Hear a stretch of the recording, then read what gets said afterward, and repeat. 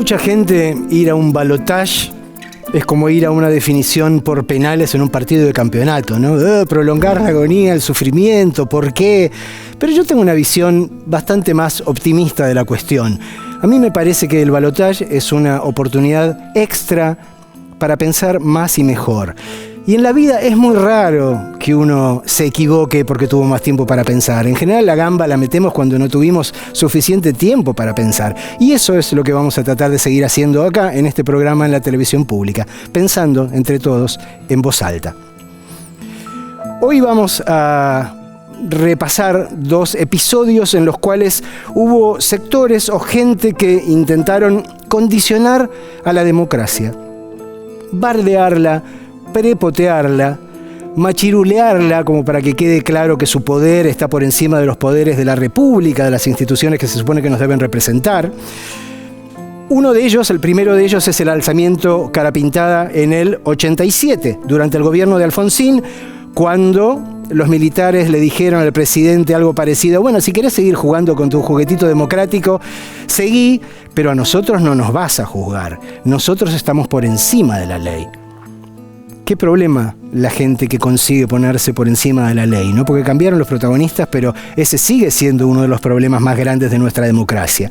Y el segundo caso es la desaparición de Julio López, que ya había sido secuestrado y torturado durante la dictadura, que sobrevivió para dar testimonio contra sus victimarios y a quien desaparecieron una segunda vez en democracia justo el día antes a que se dictase la sentencia contra Miguel Echecolatz, el represor contra el que Julio López había prestado testimonio, ese mismo genocida por el cual tanta gente que hoy se pretende democrática parece tener tanto afecto, ¿no? Pero no todo va a ser tenebroso, respirá. Hoy te vamos a contar también la historia de los murciélagos, de la selección masculina de fútbol de jugadores ciegos. Una historia que es verdaderamente bella, porque muestra eso, ¿no? Que a veces la vida te puede jugar en contra y aún así podés superarte y aspirar a la gloria. Por supuesto, también te vamos a contar que para que los murciélagos brillasen, para que su mérito individual y su mérito como equipo se realizase, hizo falta, por cierto, el apoyo sostenido y decidido del Estado. También vamos a hablar hoy acá en el piso con Felipe Piña, uno de los grandes nombres de este canal, a quien vamos a atosigar seguro con esas dudas que nos atribulan en estas horas, ¿no? ¿Sirve para algo la historia? ¿Para qué sirve la historia si es que sirve? No sé si lo sabías, pero este programa inmuniza contra el virus del autoritarismo. Hacete fuerte. Quédate con nosotros.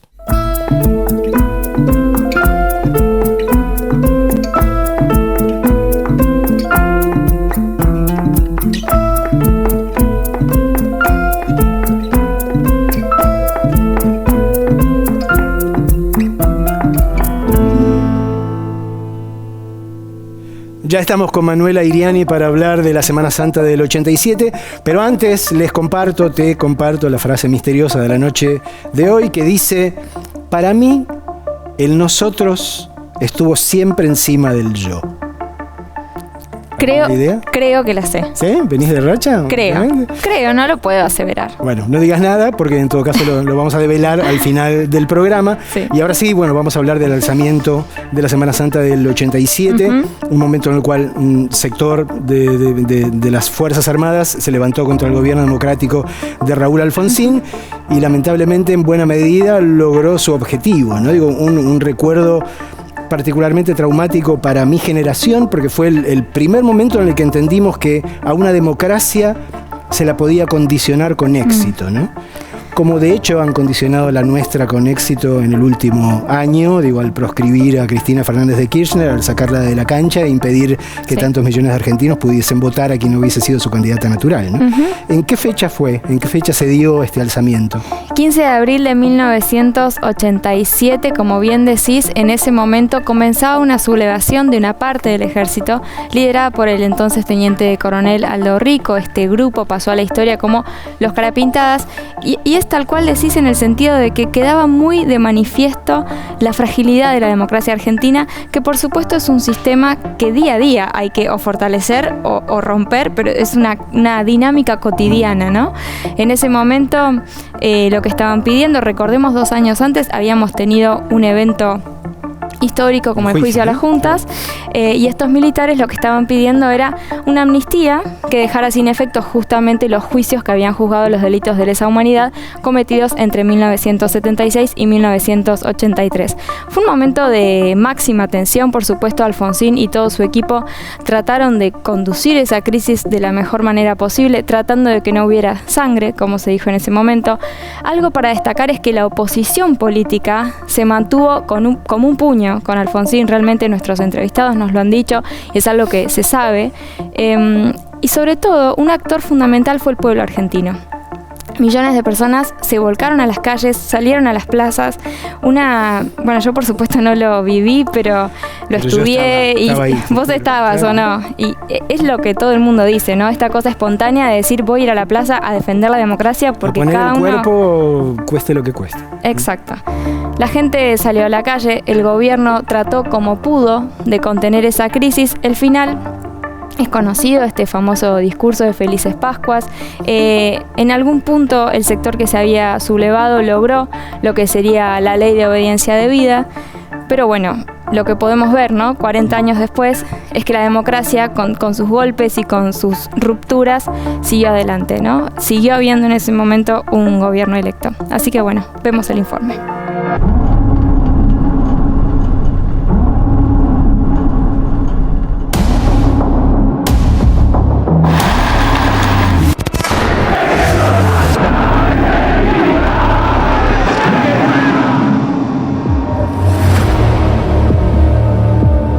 El miércoles 15 de abril de 1987, el mayor Ernesto Barreiro, identificado como torturador por sobrevivientes del centro clandestino La Perla, en Córdoba, debía declarar ante la justicia. Pero no lo hizo. En cambio, se autoacuarteló en el Regimiento de Infantería 14 de esa provincia. Ustedes dijeron que iban a resistir esta situación hasta las últimas consecuencias. ¿Cuáles son esas? Y en todo caso, ¿con qué apoyos? Mire, eso de resistir hasta las últimas consecuencias está supeditado, por supuesto, a las medidas o a las herramientas que se utilicen para neutralizar esta postura. 24 horas más tarde, siendo ya jueves de Semana Santa, el entonces teniente coronel Aldo Rico tomó la Escuela de Infantería de Campo de Mayo. Exigían una solución política a los juicios militares, un eufemismo que significaba indultos y amnistías para los acusados de delitos de lesa humanidad cometidos durante la dictadura. Fue el inicio de la primera sublevación militar contra el gobierno de Raúl Alfonsín. El alzamiento estuvo protagonizado por mandos intermedios de las Fuerzas Armadas, no por los altos mandos, que se identificaron como cara pintadas porque aparecieron por primera vez cuando se produce la sublevación, que no es solamente en Campo de Mayo, sino en varias guarniciones, precisamente con la cara pintada. La guarnición está tomada enteramente por personal de suboficiales y oficiales, los cuales tienen la cara pintada. Ellos hablaban que de esa forma defendían la dignidad del pueblo y en realidad lo que estaban defendiendo eran torturadores, violadores de prisioneras indefensas, los que se habían robado los chicos de los prisioneros, los que habían hecho los vuelos de la muerte. En la puerta del cuartel, militares que se habían pintado el rostro con betún escoltaban a Aldo Rico y se identificaban frente a las cámaras como el ejército que combatió a la subversión y estuvo en Malvinas. Por primera vez en la Argentina, la Semana Santa enmarca la decisión de la gente de ser dueña de su propio destino. ¿Por qué? Porque colmó la Plaza de la República. Si nosotros no hubiéramos tenido a la gente como la tuvimos, no hubiéramos tenido poder para reprimir a los rebeldes. Alfonsín tenía una obsesión, que era que no hubiera sangre, que esto se reprimiera, pero que no hubiera sangre, porque había muchos muertos ya en la Argentina como para seguir apostando a la sangre. Se pretende por esta vía imponer al poder constitucional una legislación que consagre la impunidad de quienes se hayan condenados o procesados en conexión con violaciones de derechos humanos cometidas durante la pasada dictadura. Y al mismo tiempo la CGT declaró un paro, y la CGT venía en discusión con Alfonsín en muchos temas de políticas salariales, políticas económicas, ¿no? El peronismo en pleno respaldó al gobierno de Alfonsín. Entonces, aquí no hay nada que negociar. La democracia de los argentinos no se negocia. La dirigencia política, junto con el pueblo, lo acompañó a Alfonsín decididamente. El Viernes Santo y el sábado fueron días de angustia, negociaciones y manifestaciones populares en todo el país. En el mediodía del domingo de Pascua, ante una Plaza de Mayo colmada que cantaba que el pueblo unido jamás sería vencido, Alfonsín anunció su decisión. Mucha tensión durante esos 4 días, hasta que el presidente de la Nación, en aquel momento Raúl Alfonsín, decide darle un corte, yendo él personalmente a Campo de Mayo. Le pido que me esperen acá, y si Dios quiere, y nos acompaña a todos los argentinos, dentro de un rato vendré con las soluciones, dentro de un rato vendré con la noticia de que cada uno de nosotros podemos volver a nuestros hogares. Nos pareció preferible que él corra el riesgo de ir a Campo de Mayo frente a la posibilidad de que avanzara la gente, una masacre. Bueno, terminó la situación como terminó. Está saliendo el presidente. El presidente está saliendo efectivamente. Exactamente, ya se ha desplazado la custodia presidencial, se van a tomar un helicóptero acá en la parte trasera de Casa de Gobierno, posiblemente el helipuerto de la Policía Federal. Entonces, Freddy, nos quedamos. Nos quedamos todos en la plaza, por favor, le digo a los militantes. Alfonsín va en el helicóptero presidencial, Cafiero va en auto, como fuimos varios de nosotros. Llegamos casi simultáneamente.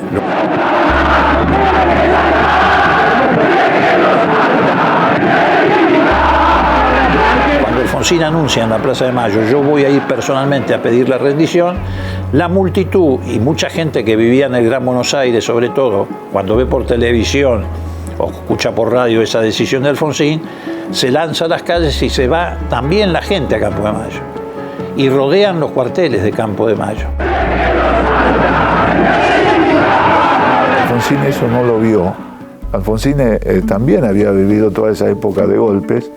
Él pensó que estaba negociando con golpistas y necesitaba gobernabilidad. A metros nada más de acceso ya dentro de la Escuela de Infantería, según ha trascendido, el presidente Alfonsín estaría reunido con el teniente coronel Rico, que todavía no ha concluido, a punto tal que los legisladores que están aquí ubicados no se han movido porque justamente quieren saber el resultado de tal conversación. Y cuando negocia, creo yo, en el contexto que él imaginaba que había. Y entonces negocia desde un lugar de debilidad. Se suma el pedido de mesura, de prudencia hacia la gente, que está efectuando una fortísima presión sobre la puerta de entrada. Ingresamos y cuando estábamos atravesando el jardín, donde estaban desplegados haciendo cuerpo a tierra los carapintadas apuntando hacia la entrada y la multitud, se nos cruza, o no me acuerdo si era un teniente coronel, un mayor carapintada, y le dice a Cafiero: doctor, nosotros somos peronistas, somos de la línea de Rosa, San Martín y Perón, no estamos contra el pueblo. Entonces Cafiero le dice: no, sí, pero están contra la democracia. Podemos anticipar, Carlos, y esto es realmente muy importante, la rendición incondicional del teniente coronel Rico. Repito, se les fue comunicado esto a los dirigentes políticos, generales y empresariales, pero ellos se comprometieron a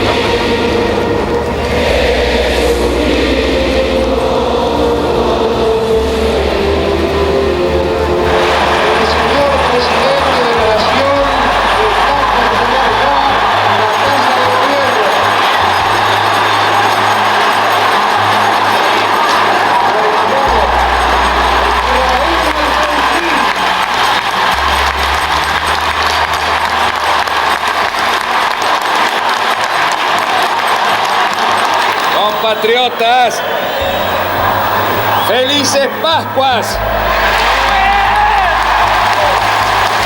La casa está en orden y no hay sangre en la Argentina.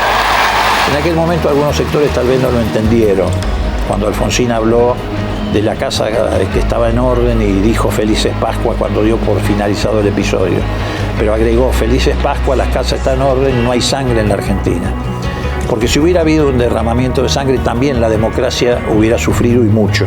Porque la democracia no se construye sobre cadáveres, la democracia se construye sobre conciencias que adhieren a una forma de vida y a una forma de gobierno.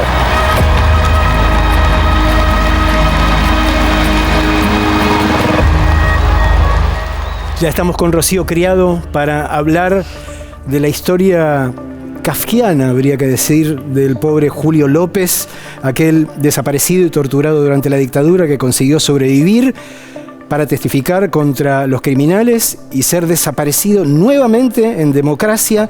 Esta vez todo presume que de la manera más lamentable, definitivamente, ¿no? Digo, ese es un caso increíble, pero la palabra increíble queda poco porque en realidad es terrible e intolerable a la vez. Exactamente, sí, estamos hablando de esta segunda desaparición que fue el 18 de septiembre de 2006, fue en la ciudad de La Plata y en ese momento López era testigo clave de un juicio muy importante que se estaba llevando a cabo contra el represor Miguel Echecolás, justamente como vos decías, siendo él víctima de esa dictadura y relatando en ese juicio los horrores acontecidos. Y hay que contar las dos partes de esta historia, porque primero vino el 76. En ese momento, como muchos, Jorge Julio López fue uno de los secuestrados en su momento por los comandos a cargo de Echecolás, que era el segundo de quien era entonces el jefe de la policía bonaerense, Ramón Camps. Pasó por distintos centros clandestinos de detención, fue torturado y logró salir en el 79. Esa es una parte. Muchos años después, en el 2003, cuando finalmente se puso fin a las leyes de impunidad y se empezaron a reabrir los juicios, bueno, aparece este juicio en particular contra Echecolás por los delitos de lesa humanidad y aparece el testimonio de López. Un día antes de que se conociera la condena por secuestro, tortura y homicidio de Echecolás, desapareció López. Y en ese momento fue un mensaje muy importante, ¿no? Porque fue un mensaje de disciplinamiento, un mensaje de infundir temor, de terror en el resto también de los testimonios, porque se abría una nueva etapa de reapertura de juicios y de poner fin realmente a la impunidad. Echecolás murió y Jorge Julio López todavía está desaparecido. Y en momentos donde muchos quieren borrar la historia y la memoria, es importante recordar la historia de Jorge Julio López. Así que en este informe contamos qué se sabe hasta ahora y sobre todo nos seguimos preguntando dónde está. Se generó un antes y un después en Argentina, porque esa desaparición del testigo claramente lo que buscaba era frenar los juicios que se venían. Esa mañana no llegó. Se empiezan a hacer cadenas de llamados y Adriana Calvo dice Julio López está desaparecido. Y ahí empezó toda la locura.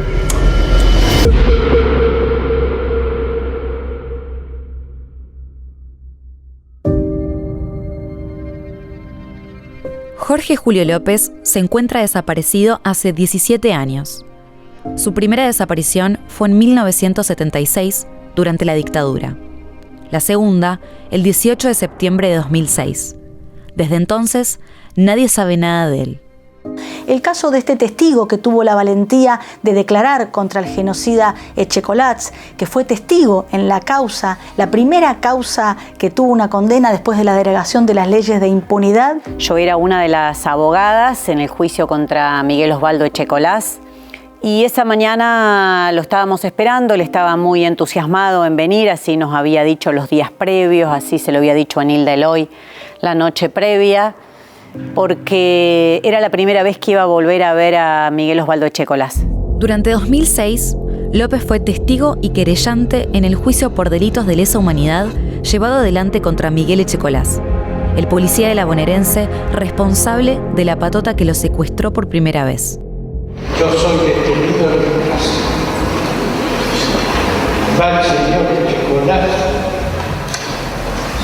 y se establece en un auto con el señor Guayana como chofer. Después me suben a un carro y ahí me ven dando ojos, veía todo, no se quedó nunca cuenta sobre.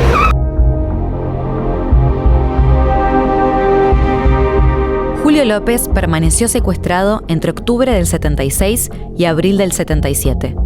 Pasó por 4 de los centros clandestinos a cargo de Checolás, donde fue torturado y testigo de varios asesinatos. Estuvo detenido hasta junio del 79.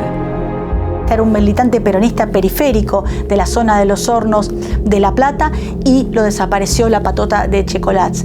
A él lo blanquean, pasa a la unidad 9 y sobrevive. Y pasó muchos años atormentado con sus recuerdos hasta que decidió declarar. Se juntó con los sobrevivientes y su testimonio colaboró con la condena de ese genocida, ahora multicondenado, Miguel Echecolás. Cuando Julio declaró como testigo en ese mismo juicio, Echecolás no estuvo presente. Entonces para él tenía un valor muy importante estar ese día ahí, sino también poder volver a verle la cara a quien lo había torturado, quien había fusilado a sus compañeros de detención, porque él le daba una importancia muy grande a la verdad. Primero lo agarran y los tiran a todos en la celda juntos. Y ahí Patricia me dice, ¿quién sos vos? Dice, López, sí, dice. Mirá, dice, si vas a mi casa, dice, acordate de decirle a mi nena y a mis padres, avisale dónde estuve, me dice. Volvió acá y no lo podemos parar de hablar, siguió contando. Lo que nunca había hecho antes, lo que nunca nos había contado, nosotros escuchamos por primera vez y siempre remarco y destaco algo. Que él tenía una obligación con sus compañeros de lucha, aquellos que él ve en el centro clandestino de detención y exterminio Pozo de Arana, los ve cuando los asesinan. Él tenía que contar más lo que vio que lo que sufrió. Algunas de las causas que habían quedado truncas con la audiencia de el punto final, se reabren otras nuevas, y la primera que llega a juicio oral es la causa contra Echecolás. Entonces, eso le dio un carácter popular a ese juicio impresionante. Las audiencias estaban repletas. El salón en el cual se realizaban en la ciudad de La Plata era muy, muy grande, entraban muchísimas personas y nunca alcanzaba el espacio. Patricia le gritaba, no me maten, llévenme a una cárcel pero no me maten, quiero criar a mi nenita, a mi hija, gritaba. Y ellos no, la sacaron y van a ver ustedes si un día encuentran el cadáver o la cabeza, tiene el tiro metido de acá y le sale por acá. ¡Bum!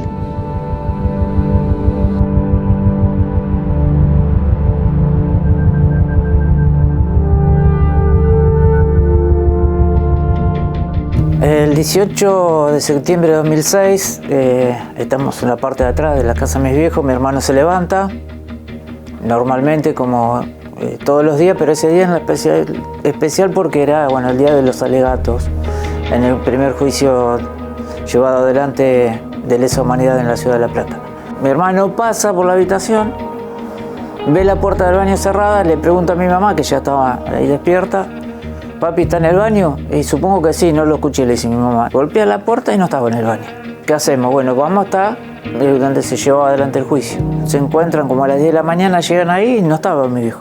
Empezamos a llamar, se empiezan a hacer cadenas de llamados y Julio no llegaba, hasta que aproximadamente 1 hora y media, 2 horas después, nos estábamos todas afuera con Adriana Calvo, con otras sobrevivientes, también testigos en la causa. Y un periodista se acerca y nos pregunta qué pasa que no comienza el juicio, porque se notaba el nerviosismo, y Adriana Calvo dice, Julio López está desaparecido. Un día antes de la lectura del veredicto, a casi exactos 30 años de su primera desaparición en la ciudad de La Plata, López volvió a desaparecer. Jorge Julio López permanece desaparecido aún y desde el último domingo. Recordemos que otras de las víctimas del represor condenado habían denunciado amenazas telefónicas. Se generó un antes y un después en Argentina, porque esa desaparición del testigo claramente lo que buscaba era frenar los juicios que se venían, muchos juicios que se venían, incluso algunos en los que López iba a ser testigo a futuro.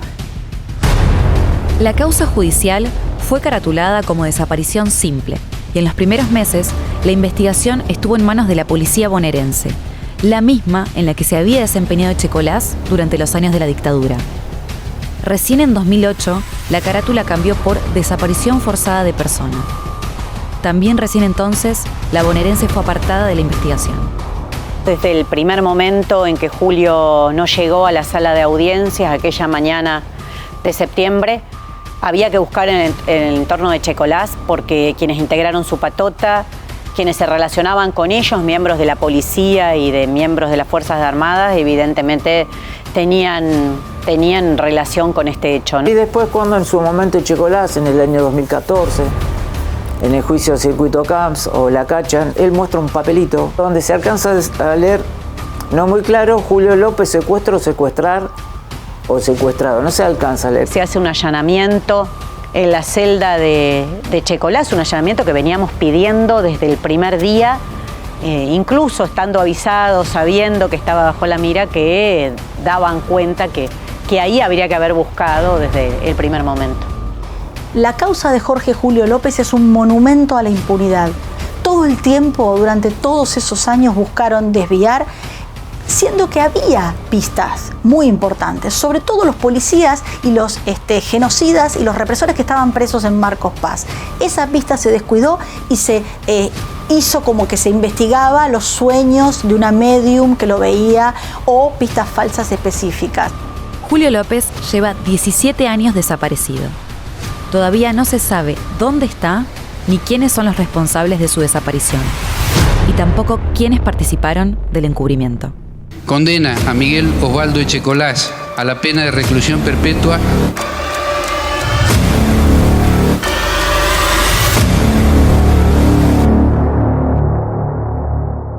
Todo el mundo sabe, Alan Longi, que hemos ganado 3 veces la Copa del Mundo en materia de fútbol masculino, pero no todo el mundo sabe que también hay una selección de fútbol masculino para ciegos, en este caso, que ha sido campeona del mundo.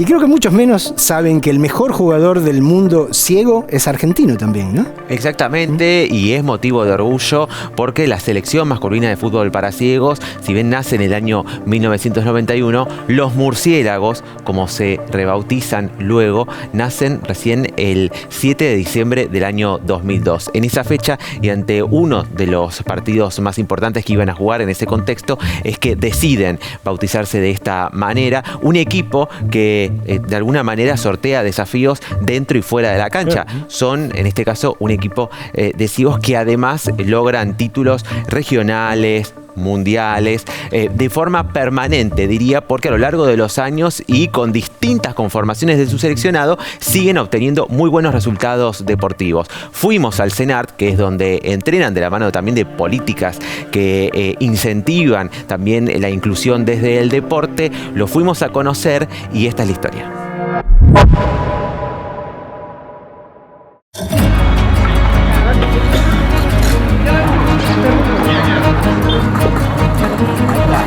La selección masculina de fútbol para ciegos es una historia de superación.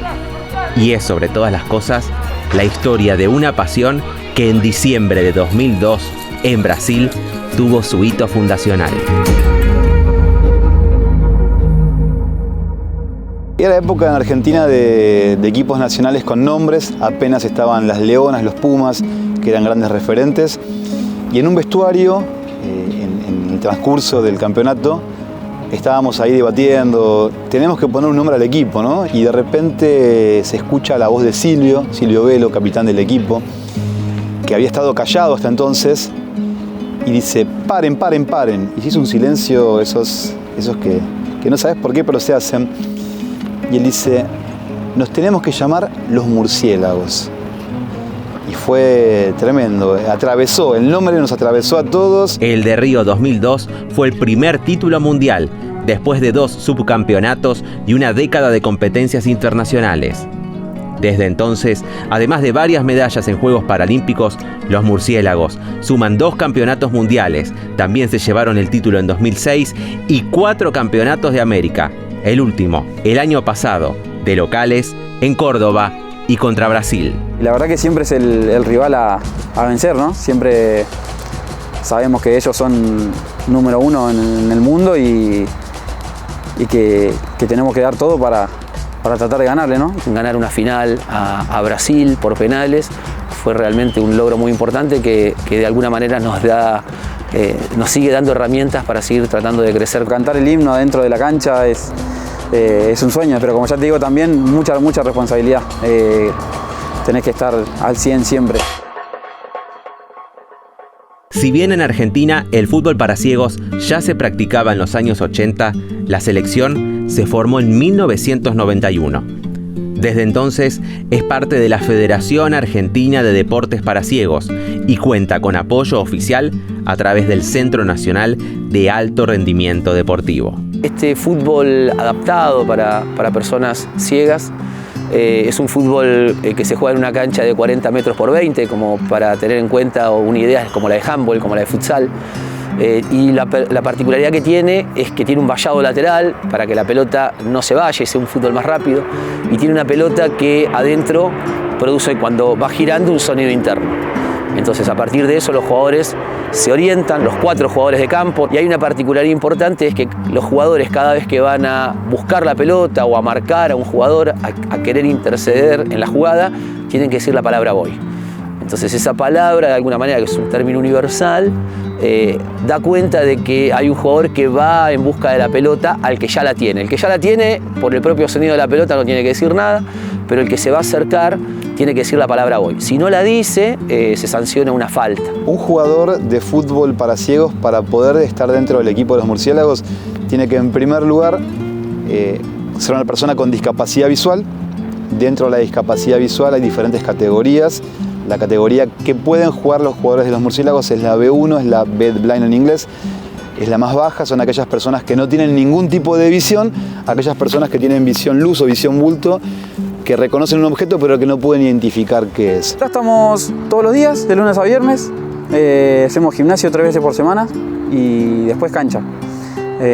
Todos los días se hace cancha. Se divide en drills, que son situaciones de juego individuales, digamos. 2 días de partido. Con un capitán histórico como Silvio Velo, considerado el Maradona del fútbol para ciegos, y una historia que sigue sumando logros, los murciélagos ya son parte de la historia del deporte grande de nuestro país. Es algo muy lindo que la gente te exprese lo que siente, que disfruta, que le gusta vernos, que siente que dejamos todo. La verdad que nos da mucha satisfacción saber eso. Es muy lindo esto de que en un vuelo un comandante a bordo anuncie, ¿no? el hecho de que el equipo está presente, de que se obtuvo, ¿no?, un logro, y que la gente en general aliente. Creo que eso incentiva mucho. Eso para un chico que ha sido parte o ha nacido en condición de persona ciega o ha adquirido la ceguera en algún momento, y que el mundo en algún momento le ha dicho vos no podés, que de repente sea reconocido y sea tomado como referente, sea tomado como una persona que inspira, como un equipo que inspira, realmente es muy gratificante.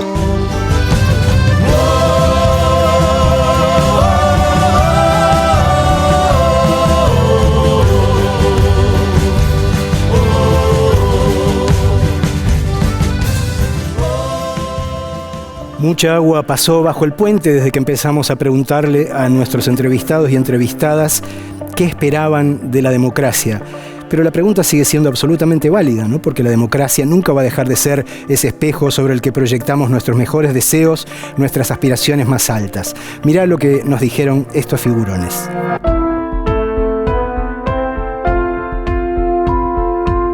Fue casi como aferrarse a la alegría, la expectativa y la esperanza de un cambio profundo, y que luego se estaban descubriendo por gran parte de la sociedad los horrores de la dictadura militar. La recuperación de la democracia significó esperanza y la posibilidad de ser el artífice de tu propio destino. Lo más importante en términos históricos fue haber colocado la base de los derechos humanos como fundamento central del proceso de la democracia argentina. Me parece que los organismos de derechos humanos en Argentina lograron que la violencia en Argentina no sea parte de nuestra resolución cotidiana de las discusiones políticas, económicas, sindicales, culturales, y que el Estado en su rol es un garante. Una verdadera democracia sirve para que no se violen los derechos humanos. Para seguir fortaleciendo la democracia hay que poner en vigencia todos aquellos mecanismos participativos realmente.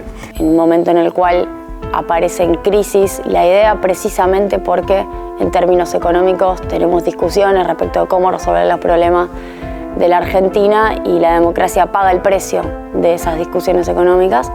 Un problema que tenemos que resolver y es que la democracia tiene que ser también, como dijo Alfonsín al comienzo, debería ser también la democracia con la que se cura, se educa, se vive, y eso no lo resolvimos. La democracia es esperanza de que lo que hoy no te gusta lo vas a poder cambiar y que para ese cambio suceda no vas a tener que matar a nadie. Eso se hace con democracia. El no quedarse callado, el nunca más el silencio, salir a la calle, tomar las calles, demostrar con hechos, no con palabras, la unidad. Y además demostrar, repito, también con hechos, que un pueblo unido jamás será vencido.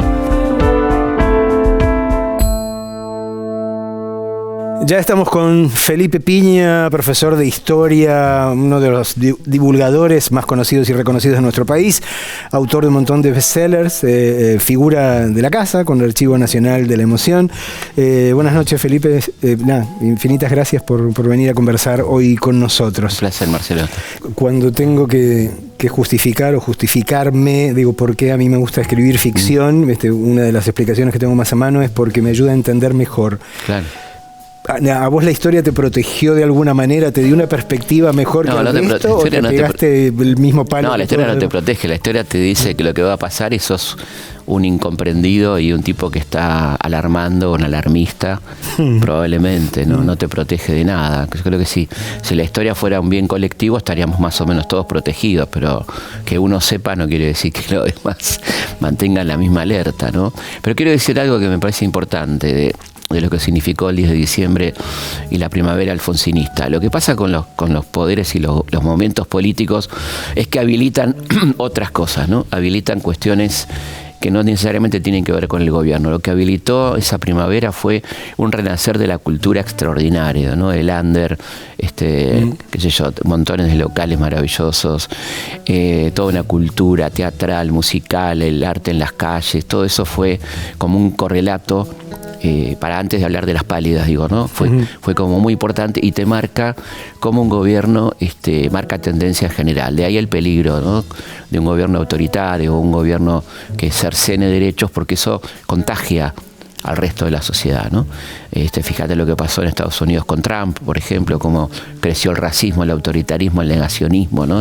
Hay todo un discurso que se expande.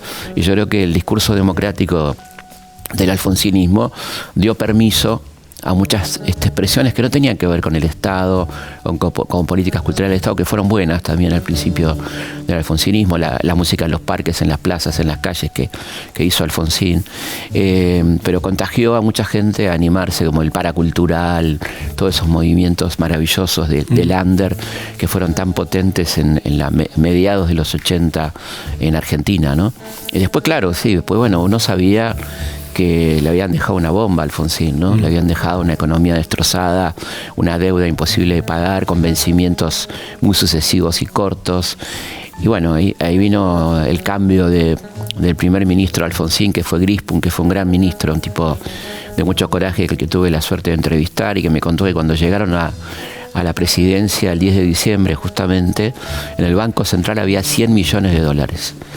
Tenían que pagar sueldos, aguinaldos, deudas, o sea, no tuvieron otro remedio que emitir porque no era absolutamente imposible, se habían llevado todo, ¿no? Habían robado todo el país, digamos.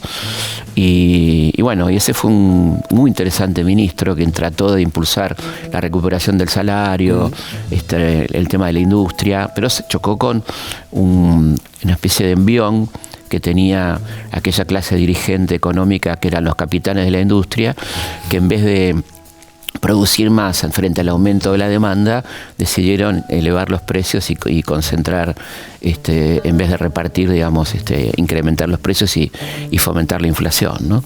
Que también es un elemento a tener en cuenta, ¿no? Uno sabe que las políticas las desarrollan los gobiernos, pero básicamente las desarrolla el poder económico concentrado, ¿no? Más allá de la buena o mala voluntad de los gobiernos, ¿no? A veces pienso e imagino que puede llegar a ser frustrante, digo, para el historiador o para el devoto de la historia, un país como el nuestro, digo, que parece tener tanta afición por los cisnes negros o por los fenómenos totalmente impredecibles como el Carlos Saúl Menem, que te llega con la revolución productiva y en el aire se convierte en una especie de proto Berlusconi latino, claro. Digo, no hay forma de ver esas cosas. Eso, ¿no? Es un fenómeno interesante porque es todo lo contrario de lo que está pasando ahora, ¿no? Carlos Menem llega a la presidencia peronista, claro. Llega como peronista, llega como un tipo que promete revolución productiva, salariazo, recuperar las Malvinas a sangre y fuego, bueno, todo un discurso hipernacionalista. Típicamente nacional y popular. Típicamente claro. Del primer peronismo, y después hace todo lo contrario. Y lo peor es que va a ser ratificado, ¿no? En las urnas, tanto en las elecciones del 91 legislativas como, más grave, las del 95, la reelección, donde ya había pasado los indultos, las privatizaciones, etcétera. Pero había un chantaje económico en el medio que era el voto cuota, ¿no? Claro. La desesperación de la gente porque tenía sus deudas atadas al dólar y qué pasaba si perdía Menem, ¿no? Así que sí, un poco más que un cisne negro, sí. Tremendo. Pero sí, hay como encandilamientos. El problema del salvador, ¿no? Este me salva, este es distinto, pero es muy curioso lo que pasa hoy porque siempre se le exige a un político, se le exigía hasta ahora experiencia. Un tipo que tuvo experiencia, de gestión. Ahora justamente la virtud es no tener la más mínima experiencia, ¿no? Eso parece ser una virtud. O sea, hay cambios que hay que dar cuenta de estos cambios, son muy importantes, ¿no? En la visión de una parte importante de la población, ¿no? Es rarísimo encontrar a pibes de 20 y pico de años ahora reivindicando a Menem, reivindicando un momento que obviamente no recuerdan, no pueden recordar. Sí, no importa que recuerden, porque yo no creo que la historia se base en el recuerdo, porque si no podríamos hablar de la Revolución de Mayo, digamos, pero no han leído tampoco, ¿no? Pero claro, ¿qué están proyectando sobre una figura como claro, esa, por ¿no? eso digo, si no lo recordás por una cuestión etaria, al menos informate o hablar con propiedad de lo que fue aquello, ¿no? Me parece que hay como una especie de hartazgo y por lo tanto un discurso fácil de crítica a todo, que se entiende, se explica, digamos, ¿no? Pero bueno, que tendría que tener un poco más de fundamento, ¿no? Y bueno, otro momento que también uno mira hacia atrás y lo encuentra absolutamente impredecible fue la llegada de Néstor, ¿no? Digo, sí. En un momento después de la crisis fenomenal que había sido el 2001, de que terminara tomando el timón Duhalde y que pareciera que íbamos a seguir más o menos en la misma de siempre. Ok, se había apagado el fuego, pero... Sí. Y la aparición de Néstor ahí, o sea, generando un movimiento completamente inesperado, ¿no? Sí, completamente inesperado. De hecho, perdió las elecciones. Claro. Ganó Menem. Eso es un dato a mí siempre me impresiona mucho, ¿no? Después de todo lo que pasó, el incendio de la Argentina, el 2001, los muertos. Volvió a ganar. Volvió el neoliberalismo a ganar, ¿no? En las urnas. Y bueno, fue increíble.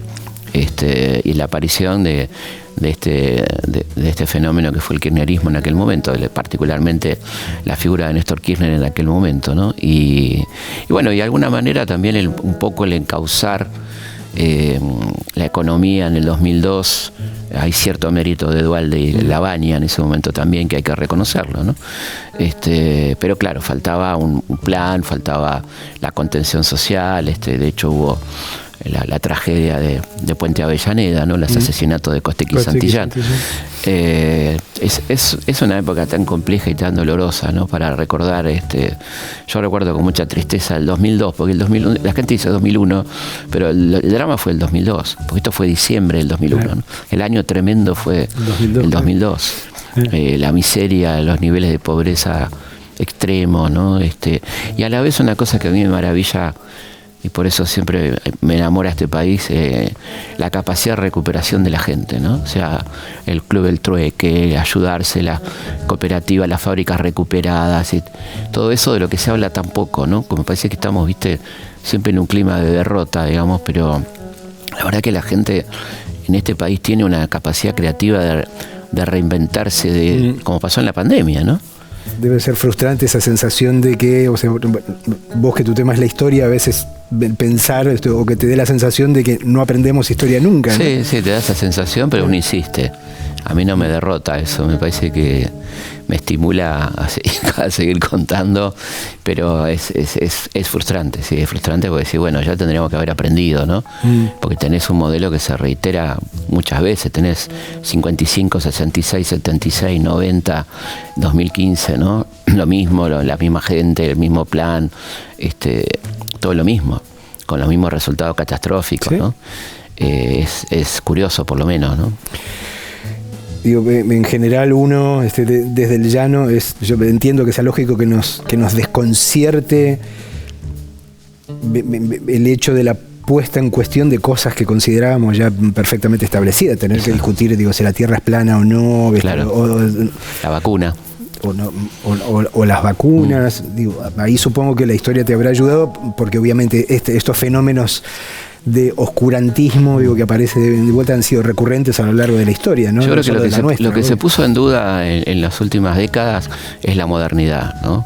Es la sociedad que surge de la Revolución Francesa. Entonces, el fracaso en algún sentido de creación de consenso de las democracias europeas, socialdemócratas o no, han llevado a que la gente elija impugnarlas de algún lado y encuentra en ideas viejísimas, conservadoras, en algunos casos cuasi fascistas, la forma de impugnación más extrema, ¿no?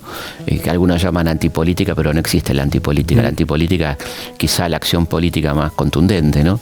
Me parece que lo que está en el fondo, para ir profundamente, es una impugnación a los valores de la modernidad, a los valores humanos, la libertad como la creemos, ¿no? Todo eso que parece que no sirve para nada, ¿no?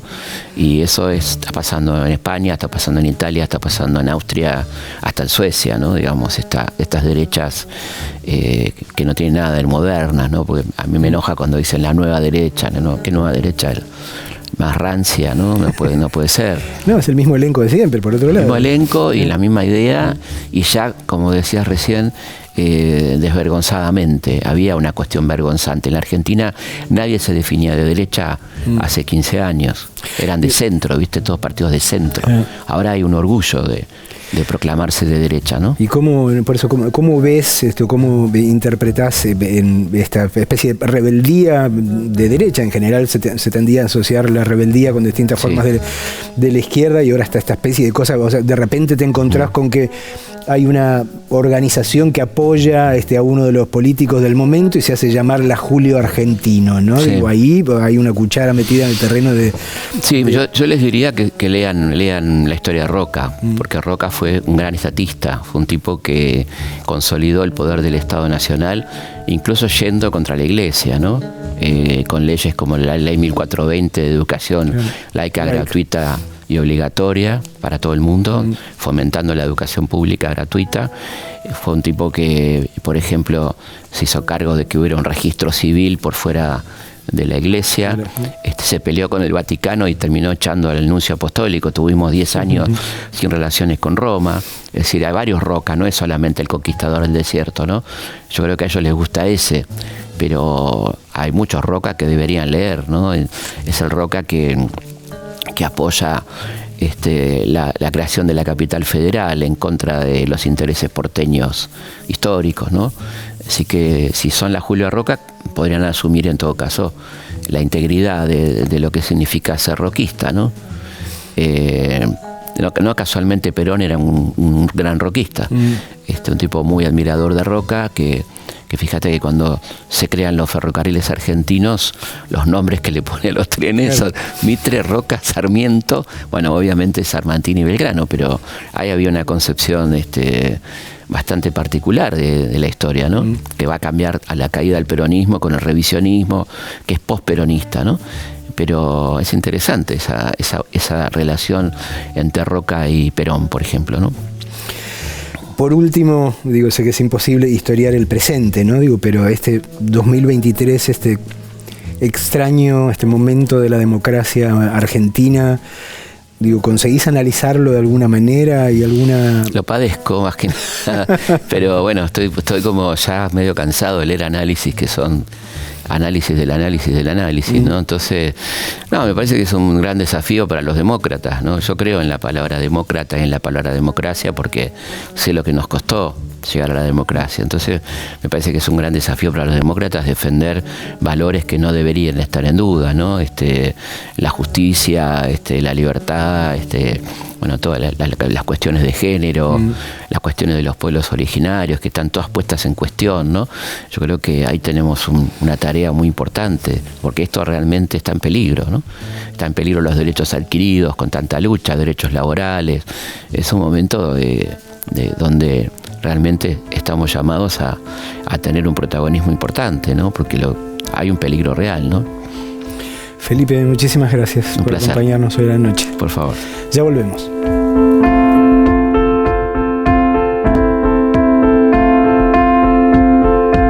Último bloque de este episodio de 40 años de democracia. Recordá que si querés repasar los programas anteriores o las entrevistas o los informes, los encontrás en las redes sociales de la televisión pública. Y llegó el momento de velar el misterio de la frase de la noche de hoy. Esa frase que dice: para mí, el nosotros estuvo siempre por encima del yo. Un lindo principio que lamentablemente al que no se le presta tanta atención en nuestra sociedad de hoy, ¿no? Tan mercantilizada. ¿Quién dijo esa frase en 1997? El cirujano René Favaloro, una de las tantas víctimas de nuestras crisis económicas recurrentes, en las cuales por eso a veces se pone el tema de la guita y el valor de la guita por encima del tema de las virtudes y de los valores humanos, ¿no? Vayamos ahora a las fechas que valen la pena recordar de la mano de Alan y Manuela. El 27 de agosto del año 2018, Manu Ginóbili le pone punto final a su extraordinaria carrera como basquetbolista, siendo el número 1 como basquetbolista argentino en la historia de ese deporte. Logró la medalla de oro en Atenas en el año 2004, también conquistó la NBA y hasta tiene un lugar en el Salón de la Fama del Básquetbol en los Estados Unidos. El 4 de octubre de 2006 se sanciona la ley que crea el Programa Nacional de Educación Sexual Integral, más conocido como ESI, que reconoce el derecho de los y las estudiantes de todos los niveles a recibir educación sexual justamente de manera integral desde el nivel inicial hasta el último de los niveles, que es el técnico no universitario. El 18 de mayo del año 2022 se llevó adelante el último censo en la República Argentina. Dio cuenta de un incremento de la población de un 14% respecto al anterior, el de 2010. Fue además el primero que pudo completarse de manera online, por internet y también de forma presencial. El 11 de julio de 2023, la justicia condena a 9 policías de la ciudad por el asesinato del joven Lucas González. Es una sentencia que sienta un precedente muy importante, ya que reconoce el odio racial como un agravante en el crimen de Lucas.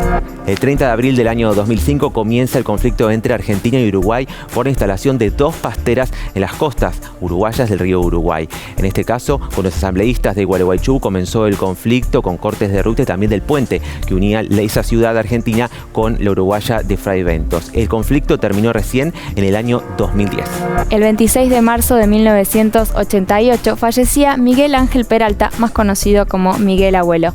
Pionero del rock argentino, creador de la banda Los Abuelos de la Nada, nos dejaba enormes canciones como El himno de mi corazón. Pensaba que las palabras democracia y dictadura, tan opuestas en todos sus sentidos, curiosamente empiezan y terminan exactamente con la misma letra.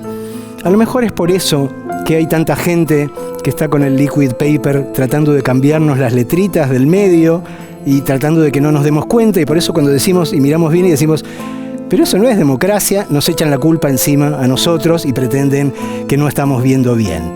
Entre otras cosas, este programa, aunque no lo supieras, es una especie de dosis de vitamina D, esa que ayuda a conservar la visión y a que no te vendan gato por liebre. Nos vemos acá en la televisión pública la semana que viene con más democracia. Que estés bien.